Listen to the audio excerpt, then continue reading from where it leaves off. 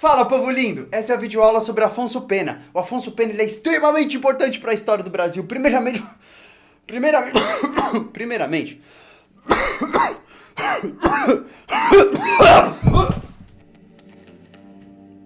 Se liga!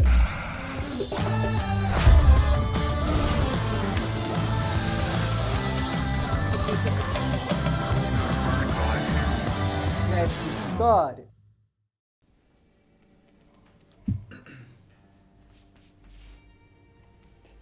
Essa é a videoaula do Afonso Pena, que foi o primeiro presidente a tá lá em atividade, normal. Aí vem Deus, abduz o cara e aí já era. Foi o primeiro presidente a morrer em atividade. Mas antes dele morrer em atividade, a gente vai ter as 3 partes famosas da nossa videoaula da série dos presidentes do Brasil. Primeiro, a gente fala do contexto que tá acontecendo na época. Em segundo, a eleição, como é que o presidente chegou lá. E por último, o governo, como é que foi o governo no caso do Afonso Pena.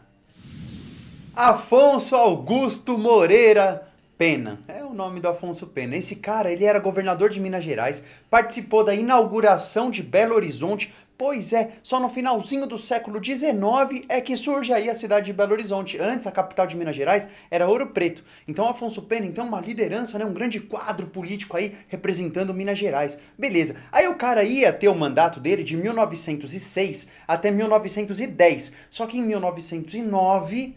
né, a doença dele lá, ele tá com uns problemas de pneumonia e aí ele acaba não chegando no final do mandato dele. De qualquer forma, então, são praticamente 3 anos de governo, né, um contexto político de segmento daqueles esquemas lá, do coronelismo, política dos governadores, clientelismo, aquelas palavrinhas todas que você que tá acompanhando a série desde o início, você já tá ligado, você já tá ligada.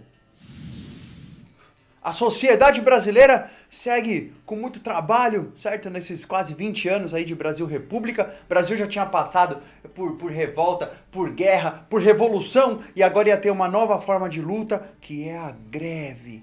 Uma forma muito particular, né, da galera que trabalha nas cidades, os operários, eles agora vão se organizar e vão ter uma nova forma aí de se expressar e de lutar aí por melhores condições de vida. O Brasil é cheio de treta mesmo, tá abalado porque que veio, o Brasil é desse jeito. Chegamos na segunda parte da videoaula, que é para falar sobre a eleição, como é que foi a eleição do Afonso Pena. Foi uma eleição muito diferente, porque ele conseguiu vencer, mas assim de um jeito muito espantoso. Ele ficou em primeiro lugar, o Afonso Pena, na eleição. Ele concorreu com ninguém. Ele não concorreu com ninguém. Ou você votava no Afonso Pena ou você não votava em ninguém. E ele ainda assim, ele conseguiu só 288 mil votos e 285.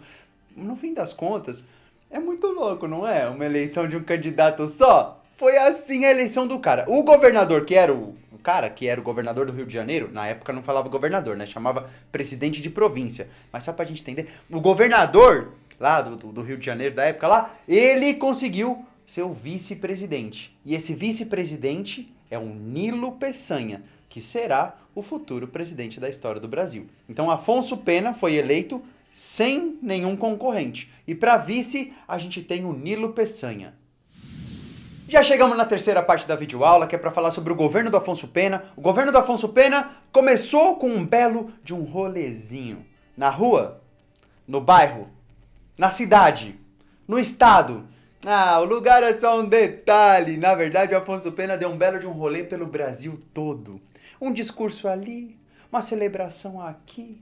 E aí, no meio desse rolê todo, foram mais de 21 mil quilômetros rodados logo de cara. Então, Afonso Pena aí, ó, ligeiro, deu um belo de um rolê pelo Brasil. Economicamente falando, o Afonso Pena ele serve de sustentação para todos aqueles caras que estavam lucrando muito com o café.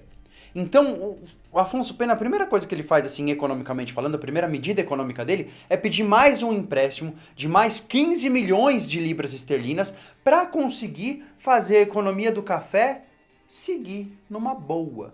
Então ele também permite ali que seja feito um convênio de Taubaté, que é um convênio onde vários caras do café, os barões do café, se reúnem e tentam organizar de que maneira eles vão continuar no poder. Porque esses caras têm uma influência, tudo bem, eles têm um peso na economia, mas eles também têm uma influência muito grande sobre a política. Então economia e política a gente nunca pode separar muito, né? Tem sempre um elo aí. Então o Afonso Pena, ele é uma sustentação para os barões do café continuarem lucrando. O cara pega até empréstimo para jogar nessa economia do café e não onde o Brasil pudesse precisar de outras formas. Não é só para isso também que vai o dinheiro. É importante lembrar que o Afonso Pena também incentiva a construção de ferrovias e também a modernização de alguns portos. Ele também era daquela doutrina lá da modernização. Ele queria modernizar, mas do jeitão dele.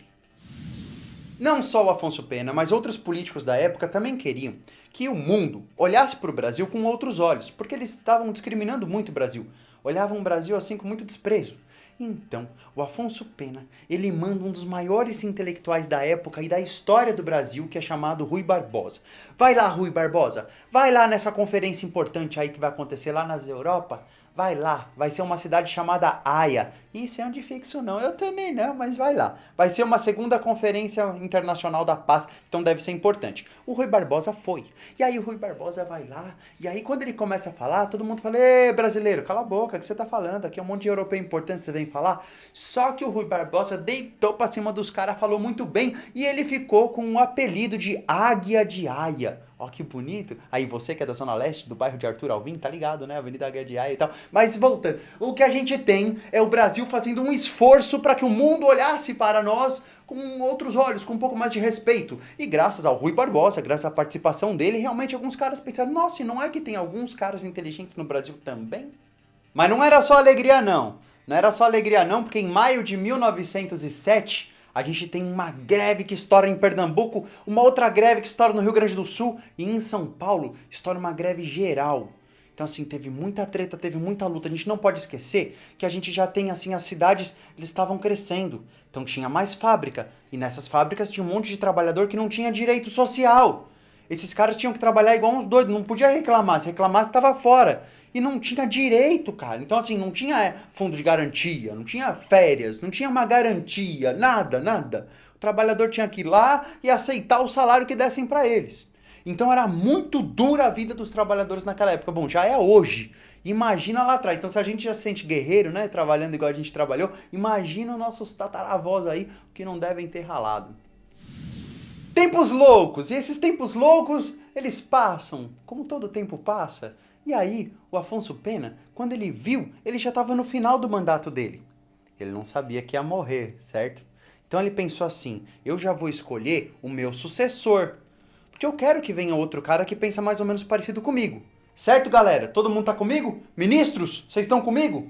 Estavam, menos um. O Hermes da Fonseca, um militar, ministro da guerra, falou: não tô contigo não, eu vou me candidatar para ser o próximo presidente. E o governador de Minas Gerais, o presidente da província de Minas Gerais da época, era o Venceslau Braz, ele falou: é isso aí, eu também não tô com você não, Afonso Pena, eu vou junto com o Hermes da Fonseca. Então vamos entender o seguinte: o Afonso Pena já queria ali escolher um sucessor. Ele não consegue, e conclusão!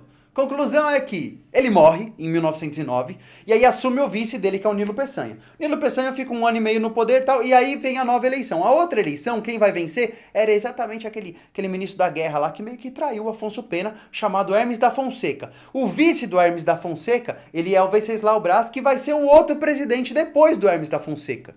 Sacou? Que os 4 presidentes ali estavam todos ali no mesmo governo? Quer saber quem vai ser o presidente do futuro do Brasil? Dá uma olhada em quem tá na área aí, ó. Porque eles já estão aí. Os futuros presidentes do Brasil estão todos aí fazendo seus rolezinhos. Até segunda que vem.